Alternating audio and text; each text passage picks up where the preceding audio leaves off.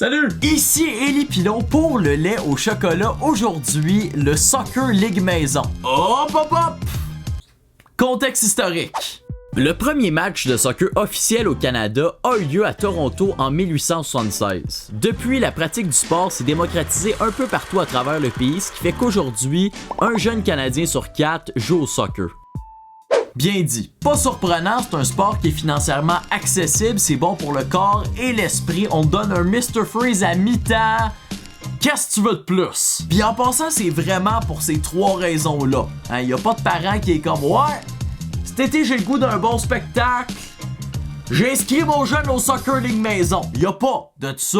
Non, c'est pas pour rien que même si le divertissement est gratuit, il n'y a que des parents de joueurs dans les estrades. Y a personne qui se déplace simplement pour admirer la beauté du sport. Si t'as pas de parti pris en partant, le match va être pénible à regarder. Moi, j'ai joué 9 ans de Soccer League Maison. Ça, c'est 180 matchs, 463 touches ratées, 7 couleurs. Ce qui fait qu'aujourd'hui, je suis pas bon au soccer. Parce que pour ceux qui savent pas, le Soccer League Maison, c'est comme le soccer normal, mais format anarchie. Aucune discipline, aucune pratique.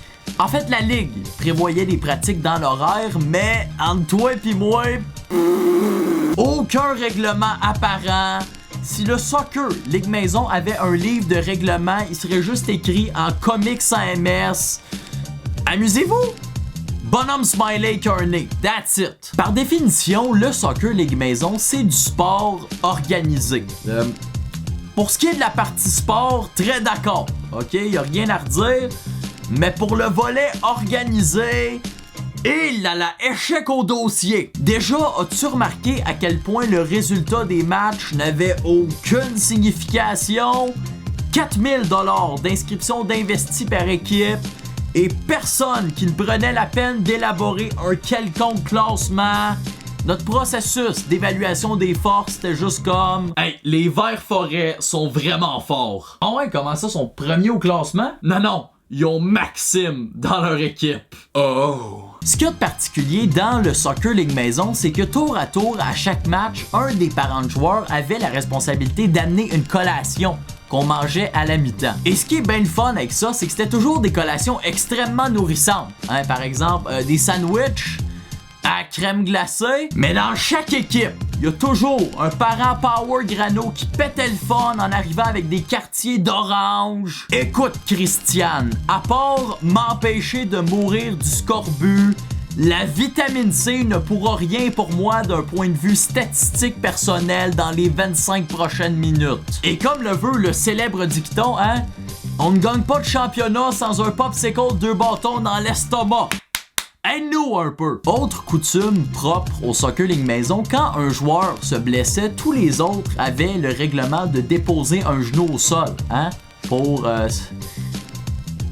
Est-ce que ce règlement a déjà changé quelque chose à part rendre tout le monde mal à l'aise? Parce qu'objectivement, le seul résultat que ça avait, c'est que pendant que le blessé broyait à terre, toute autre forme de distraction était soudainement éliminée de la surface de jeu, ce qui fait que tout le monde, à l'unanimité, faisait juste se concentrer sur lui qui saignait du nez. Juste un « Hey, regardez ça!